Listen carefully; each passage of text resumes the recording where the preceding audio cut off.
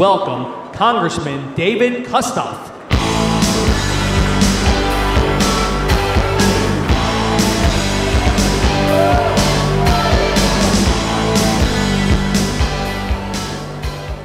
Well, Shabbat Shalom. You know, before I started working on my remarks about 3 weeks ago, more than 3 weeks ago, they would have been different remarks than that I'm going to give tonight. You know, 3 weeks ago tonight, you had a number of American Jewish people who went to bed as progressives, and they woke up the next morning as conservatives.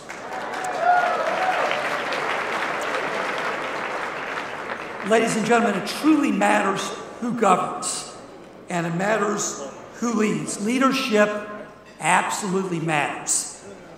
You know, you think about this tragic and barbaric attack that Hamas perpetrated on Israel. And you, again, with leadership that matters and who governs matters, you think about projecting that leadership, peace through strength. You think about leadership that doesn't coddle or try to appease a nation like Iran. And when you do that, you send signals to the enemy. I think about 1 week before the attack, the National Security Advisor, Jake Sullivan, said, quote, "The Middle East today is quieter today than it's been in 2 decades. Leadership does matter. I think about just, you know, this past week, we had a speaker election in the House of Representatives. We elected a really good man in Mike Johnson as Speaker of the House. And by the way, tomorrow when you meet him, I really think you're going to like him. But Speaker Johnson said, right before he was elected, that the very first piece of legislation that he wanted moved out of the House of Representatives was a resolution supporting Israel. And if I can, yes. Here's what the resolution is: standing with Israel as it defends itself against the barbaric war launched by Hamas and other terrorists. Now, there's good news and bad news. The good news is that this resolution passed the House of Representatives with 412 votes. That's good news.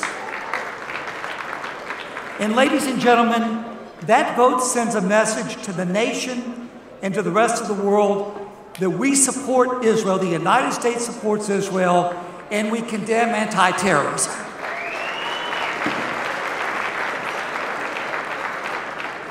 Now, the bad news is that 16 members of the House of Representatives either voted no or they voted present. And if they vote present, then that's really a no vote. Among those no votes are Cori Bush, Alexandria Cortez, Ilhan Omar, and Rashida Tlaib. I'm convinced that they are outliers.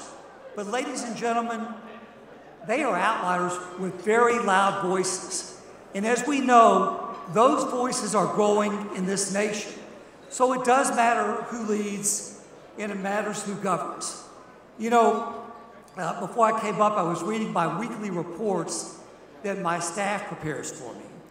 And my district director, a guy named Ed Jackson, prepared a report, and he had a note in the report, and it said, "Congressman, I met somebody named Eugene Brandt, who is the head pastor of Fellowship Baptist Church in Jackson, Tennessee. And he said he wanted me to tell you," and I wrote this down in quotes, "Israel has many friends. I am one of them." And that says a lot. When I ran for Congress for the first time, my first election in 2016, my district, the 8th Congressional District of Tennessee, it's parts of Memphis where the headquarters of FedEx and International Paper are. We can applaud for Memphis, yes. And then the rest of the district is very rural, it's very agricultural, and very evangelical. So, you know, that's right. When I would campaign door to door, knock on doors, you know what one of the very first questions I would get when I would go door to door would be, where do you go to church? And I think they would expect me to say Bellevue Baptist Church or First Evangelical, but I would tell them without batting an eye, Temple Israel.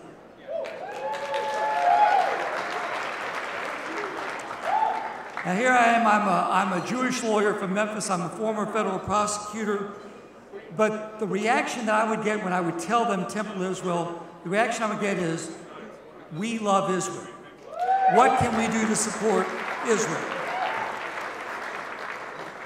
And so it really doesn't matter who leads and who governs. You know, every 4 years, somebody like me comes up before you and says something like, this is the most important election of our lifetimes. Ladies and gentlemen, 2024 is going to be the most important election of your lifetime. And we know that. From President to the Senate to the United States House of Representatives. But I'm going to tell you something. Without the help of the Republican Jewish Coalition, without your help, people like me would not be in the House of Representatives. We thank you. And I really want to give special kudos and applause to the leaders of the RJC, Senator Norm Coleman and Executive Director Matt Brooks, who do a terrific job. Ladies and gentlemen, you've been helpful to me. You've been helpful to Max Miller, my other Republican Jewish cohort in the House of Representatives. We want to grow our coalition in the House. We'll do it with you. May God bless you. May God bless the United States of America. Thank you all very much. God bless.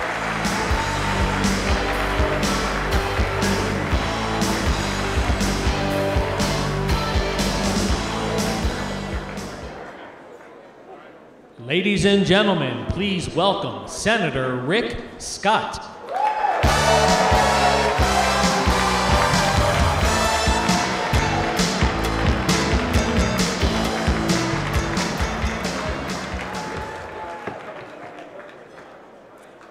First, it's nice to be back here tonight. It's unfortunate that we're doing it when we've had this horrific tragedy in Israel. The terror and devastation unleashed on Israelis by Iran-backed Hamas terrorists have rightly horrified the world. Innocent families were murdered in their homes. Children were beheaded. Girls were raped. Whole families were burned alive. An elderly wheelchair-bound woman, later identified as a Holocaust survivor, was brutally dragged through the streets of Gaza. Children who witnessed murders of their parents have been kidnapped and are being held hostage by Hamas. Hundreds were mowed down at a music festival. Thousands are dead. At least 33 Americans are dead and 10 are held hostage. The atrocities are too numerous to fully recount. But the images we have seen will never leave our memories. In 2019, my wife Ann and I had the opportunity to visit Kfar Aza, one of the kibbutz that was the site to a complete massacre. As we watched the early reports, we became worried about what was going to happen to all the people we had met there. It's only about a half a mile from Gaza. And when we heard the news that it was the site of one of the most horrific and barbaric activities, our hearts just sank. We did learn that Shen, the lady that had led our tour then, was out of the country and was alive. So we were able to talk with her and hear about exactly what happened there, and about some of the atrocities and what happened to the people that she loved and lived with. This week I had the opportunity to meet with some of the survivors. Met with a young man that was holed up in his safe room for hours, and then he finally found out that his parents were kidnapped.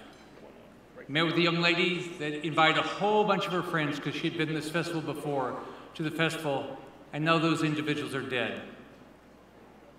Another couple of her friends are kidnapped. Not since the Holocaust has the world witnessed such a brutal attack on the Jewish people. I think we have to keep repeating this so no one ever forgets. We have to really let that sink in and never let people forget.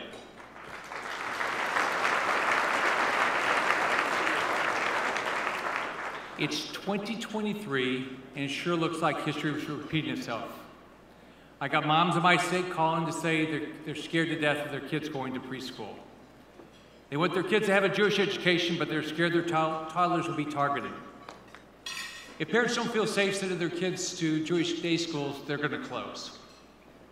We cannot let that happen. I've talked to a lot of people that are afraid to go to Chabad's and synagogues for services. If we stop having these services, where is the Jewish people going to go? We can't let that happen. We've watched Jewish kids in our colleges be targeted with pro-Hamas rallies.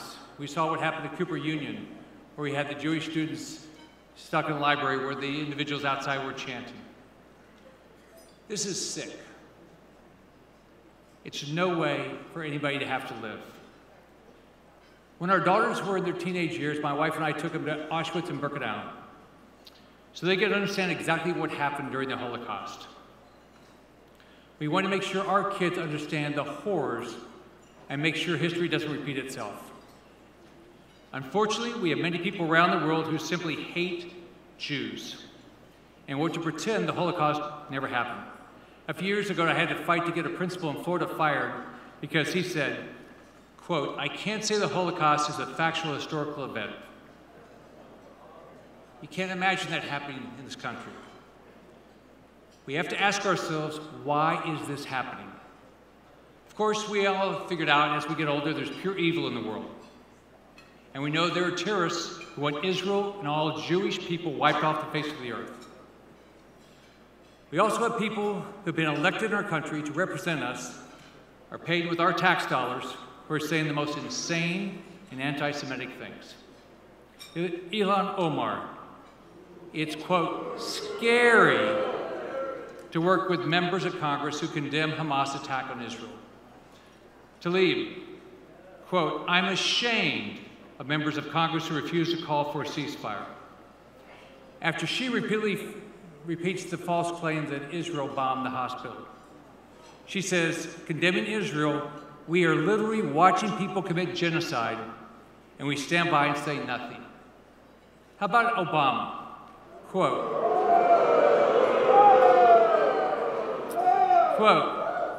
it means acknowledging the Palestinians have also lived in disputed territories for generations, that many of them were not only displaced when Israel was formed, but continue to be forcibly displaced by a settler movement that too often has received tacit and explicit support from the Israeli government, the Palestinian leaders who have been willing to make concessions for a two-state solution and too often too little to show for their efforts. Now, we all know the Squad and many Democrats hate Israel, no surprise there. But our former president, he doesn't understand the fabric of this country. He remains a candle in the wind, saying he's 100% for Israel while making excuses for terrorists like Hamas. And he'll never do anything to call out Hamas and all these terrorists. He's too afraid. Now let's take Biden. He's just following the path Obama wandered aimlessly, supporting everything and nothing. Everything except our freedoms, our nation, democracy, and Israel. And it's the failed actions of Obama that have been continued by the Biden administration today. The Biden administration policy has ridden the false belief that in the West, if we just keep throwing our tax dollars to Gaza, that if we free up $6 billion of money for Iran, if we release the sanctions, then all will be well. They believe if the US, Europeans, and others will give the mullahs in Iran enough money, relief with money and diplomacy, the regime will stop chanting, death to America, death to Zionist occupiers. Biden's withdrawal from Afghanistan was a disgrace. And now we're seeing equipment that was left in Afghanistan used by Hamas. Our enemies want to harm, isolate, and weaken America and our allies. We've got a wide open southern border where we know terrorists have come across, and we don't know how many people have come across here to hurt our country. People are illegally walking across the border, and they're able to get on an airplane and sit right next to us. We have a president that can barely talk about American hostages and the Americans that died. Instead of sitting in the Situation Room figuring out how he's going to get our hostages back, he goes to the beach in Delaware. When he addressed the nation, he mentioned Ukraine 23 times, but hostages only 2. In his 15-minute speech, he only talked about American hostages 15 seconds, and 0 seconds on a plan to bring our hostages back. We put out a picture of all the hostages outside our office, and 2 of the families gave me this. Their sons are fighting for the IDF. They grew up in this country. They went to fight the IDF, and they've been kidnapped.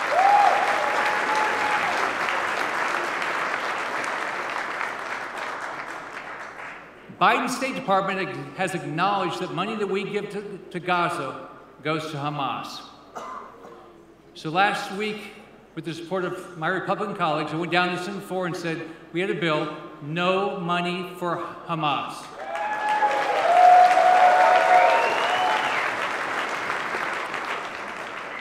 Chuck Schumer, the Democrats, blocked it.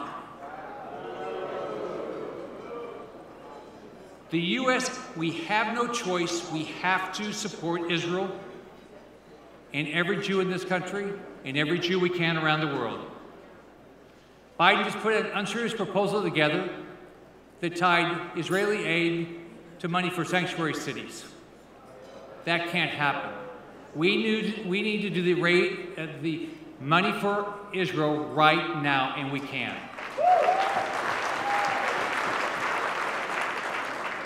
I've talked to a lot of people that say this is the scariest time of their lifetime, and it looks really grim.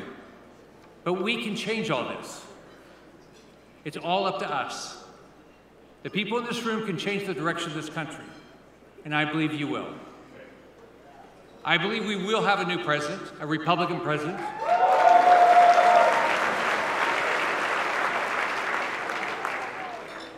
I believe we're going to have a Republican majority in the Senate and a bigger Republican majority in the House.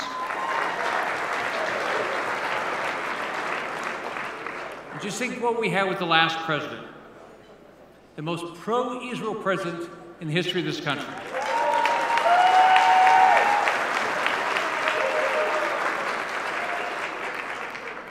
You know, some people have different opinions about Donald Trump, but he did more for Israel than any president of the country.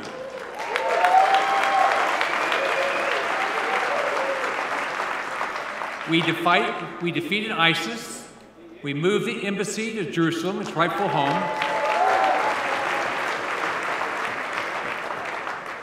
And he held vicious Iranian murderers like Soleimani accountable for the American lives and Israeli lives they killed. Our southern border was secured, and we had peace through the Abraham Accords. Since Biden took office, he's done everything he can to destroy the peace in the Middle East and the opportunity Israel had to make peace with so many countries over there. Now, here's what we need to do. We all have to stand up in this country for our Jewish neighbors.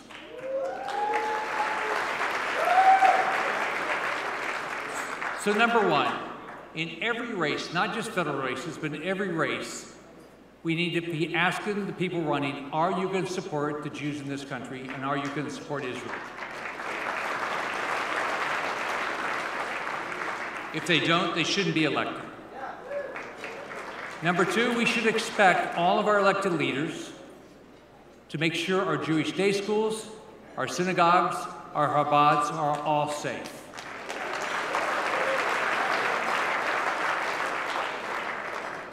When I was governor of Florida, and it's continued since I left, we provided more money for security at our Jewish day schools, and we provided security when our synagogues and Chabads needed it. We have to keep doing that. So we have every opportunity to change the direction. I just want to thank Matt Brooks and Norm Coleman for what you do each and every day. You do a great job. I want to highlight our Florida guy, Matt Bogdanoff, where I don't know where he's sitting. He does a great job. Here's a couple other things we can do. I was at a dinner in Houston a week or so ago with Larry Levine, and he just told me the story that he heard that the union at Starbucks was supporting Hamas. So I had not heard it, so I put out that we should all boycott Starbucks. About an hour later. So they called back and said, you know, we don't do that. We don't put out statements. So we just started calling everybody that could around the country, and we started this boycott, and by 7 o'clock that night, Starbucks changed.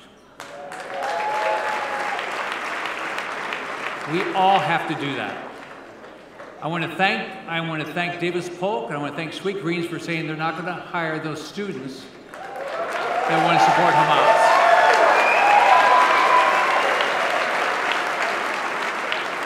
I want to thank the donors at Harvard and the University of Penn that said they're not going to give any more money.